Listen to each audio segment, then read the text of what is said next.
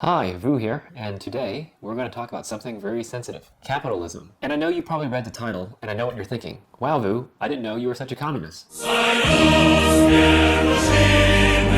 All joking aside, I think whenever you have a system that has both hate and love on both sides of the spectrum, I think it's important to look at both the pros and cons of that system. That is why today we're going to be talking about capitalism. And part one of the series, we'll be talking about how capitalism is a scam. Reason number one, you need money to make money. Take, for example, investing. One of the most lucrative things you can do to invest your money is to invest in venture capital funds or to do startup investing. And the problem with that is there are rules that prevent you from investing into startups unless your net worth is already above $1 million. Take also, for example, venture capital. In order to invest in a venture capital firm as an LP, a limited partner, you often need a net worth over $5 million. So take, for example, a venture capital firm such as Sequoia.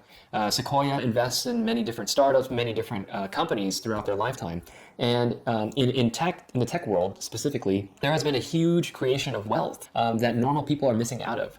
The train is moving, the ship is sailing, and you cannot participate purely because you don't have enough money. If this was a game, it'd really suck. You want a game that is fair. A fair game is often fun. Or if it was a game that was purely optimized for having a good time, I think, for example, games like Mario Kart or Mario Party, right? Take, for example, Mario Kart. When you're in last place in Mario Kart, then it knows that in order for it to be fun, there needs to be something called like catch-up mechanisms in game design. For example, the blue shell. If you're in last place in Mario Kart, you can get the blue shell, and then you can fire it to number one, and that allows people to catch up and even and smooth it out over time. Another example is home loans. Oftentimes, you need really good credit in order to get a low annual percentage rate, APR, interest rate for your home loan. So often that involves having a good credit score. And a big portion of having a good credit score is having the money to even open up a line of credit that you can then in turn pay into. It's oftentimes the people that are the most poor, which are the people that are unable to get the best rates.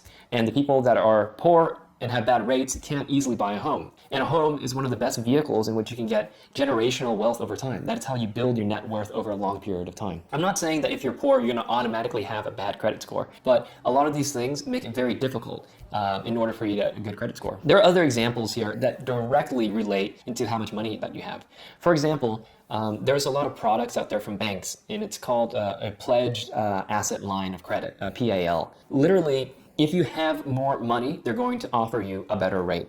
There's the Schwab program out there, Charles Schwab. Look up PAL. If you have over $2.5 million in collateral, you can get the best rates, about 1.75 plus LIBOR. If you have less than that, like 1 million or so, your rate goes up by sometimes 0.5%. The system in America really rewards people that already have money. If you have money, it's way easier to save money, and thus it's way easier to also make more money. Point number two is that it's expensive being poor.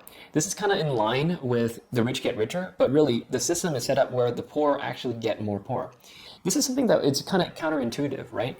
A lot of your money-making potential when you are of a lower income class is being able to trade your time directly for money, right? Now think about it. If you're poor, you might not have a car, for example, or maybe your car is a used car and sometimes it breaks down more often. That in and of itself can be very expensive. So for example, if you don't have a car, it's much harder for you to get into work. So what does that mean? That means you have to wake up earlier. You have to take the bus. You have to take the train. That takes up more time, and that's more time that you can be spent working. That causes additional stress. Additional stress causes health problems. Health problems need to be paid medically with medical bills. If you're poor, you might not have health insurance. So if you're poor, you're more likely to be eating non-nutritious food, for example. So you might have more health conditions that you can't pay because you don't have health insurance. It's a big cyclical thing that perpetuates a system where if you're poor, it's really hard to get out. It's actually really expensive and it's really difficult. Point number three is that good education is for the rich. The fact of the matter is, rich people go to rich schools. Americans often overestimate how many poor people actually go to rich schools. The reality is that only around 3% of people at top schools are of the lower income bracket. The reason for this is that education is something that compounds. Knowledge is foundational and it builds on top of each other. For example, if you were a child and you went to a more poor school district, what might happen is that your class might be comprised of 40 students and then maybe not the best teacher, right? Because that's all they can afford. Whereas if somebody was rich, they can go to a private school and have very close teaching and a teacher that's very well qualified that can give that student a lot of attention and care. Now, it starts at kindergarten, it starts at first grade, for example, but even if this student changed in their mobility, there's going to be gaps in their knowledge that they continually build up, right? If somebody was rich, what can they do? They can afford a tutor for their child for special tuition. They can afford extracurriculars like piano lessons or violin lessons that might help with the child's cognitive ability, right? They might be able to afford test prep for college entrance exams. So if you were very wealthy, you'd be able to afford a private tutor, a lot of special books, a lot of these programs, a lot of additional knowledge. Whereas if you're poor, you don't get access to any of those things. So when it comes time to actually apply to college, you're at a severe disadvantage because you didn't have the same investment, the same coursework, the same preparation that somebody in a higher income bracket had. There are also many systems that additionally perpetuate why college is only for rich people. Take, for example, alumni. There are often a lot of policies at top universities that allow a preferential treatment for people that are alumni and families of alumni to attend the same school. What I mean is there are some schools out there where if your father or your mother or a brother or a sister attended that school and graduated, they'll give you preferential treatment in order to get in the same school as well. There are some schools that make it even more egregious, such that if your parents was a wealthy donor to the school and just simply donated $20 million to Harvard, they would just automatically accept you into the school. It is literally rigged against you, where rich people can afford top education. The last point I'm going to make, which is a really simple and easy one, is frankly, college is very, very expensive. Not everybody can afford it. This is related to the previous topic, but even if you went to a great school, it doesn't necessarily mean that your social mobility will change. The truth of the matter is only 30% of people graduating with a college degree will be able to change their social status. I don't know if you remember, but these colleges like University of Phoenix or ITT Tech, they were constantly showing a barrage of advertisement and saying how you need a college tuition, but they were a for-profit education. What ended up happening is many people in the lower income bracket, they were essentially lied and deceived to. They were told that they needed a college degree and that would help them increase their social standing, help them make more money. Whereas University of Phoenix, they would just allow anybody in, basically, and then they would slam you with student loans and then expect you to pay them back. Reason number 5 is that working hard doesn't actually pay you all that much more money. The idea in the US that working hard will be able to change your social status and help you climb the income bracket is not completely false, but it's also not completely true either. If you're industrious, if you're entrepreneurial, if you take all that time to invest in yourself and to learn and to go out there to make connections, that is how you're going to be able to get a well-paying job in the future. However, if you're just purely working 1,000 more hours at the same job, that's not going to make you significantly that much more money throughout your lifetime. In the survey below, Americans think that by working around 1,000 extra hours, 36% can escape poverty.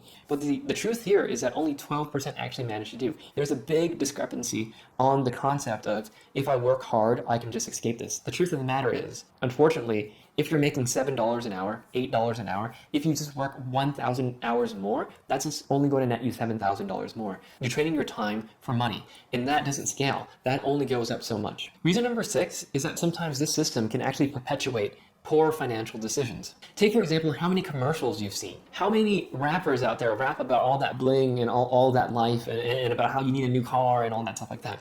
Think about how advertisement is made to make you feel inadequate, made to make you feel like you can be a better person only by buying this car or by owning this house. Even the concept of the American dream perpetuates this notion that in order to have a happy life, you need to buy a house. Take a look at what happened in 2008 during the global financial crisis. In the United States, what was happening was these banks were giving gigantic loans to individuals that were not creditworthy and that actually they couldn't afford these housing. They sold them on the idea that they needed a house and that they could get a house, and they gave them a house. But these loans were subprime. These loans were too big for these people. What ended up happening were these people were slammed with high interest rates that they couldn't afford and having to declare bankruptcy just to escape all of this. Again, what happens is because you're poor and you were exploited and you made a poor financial decision, now because you had to declare bankruptcy, now your credit is completely destroyed. Now that's going to prevent you from getting an auto loan or a future home loan. Without an auto loan, you might not be able to buy a car. And then as my point 2 said again, that goes back into this continuous cycle. You won't be able to buy a car, therefore you can't get a job that's 40 minutes away because there's no bus route there, and then so on and so forth and so on. Wow, that was a horribly depressing video, wasn't it? This video is not saying that you can't change your financial life. There's many people, and the data supports, that are able to climb in social standing. The problem is we often overestimate how easy it is in America, whereas the truth is it's a lot harder than people think. There are also many myths that perpetuate these ideas that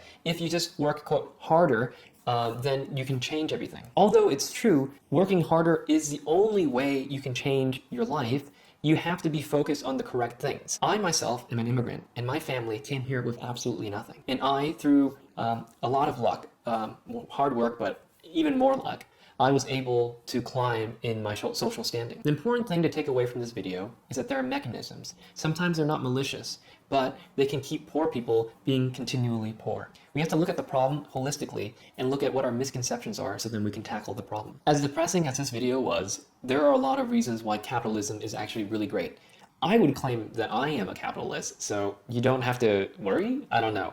But I'm going to do in a later video about in the ways I think capitalism can actually be really good. And as always, if you found this enlightening, if you found this helpful, if you found any of it useful, then please like, subscribe, and leave a comment below. Let me know what you think about capitalism. Let me know what you love, what you hate. I'd love to hear it all. Please keep it coming in. Thank you.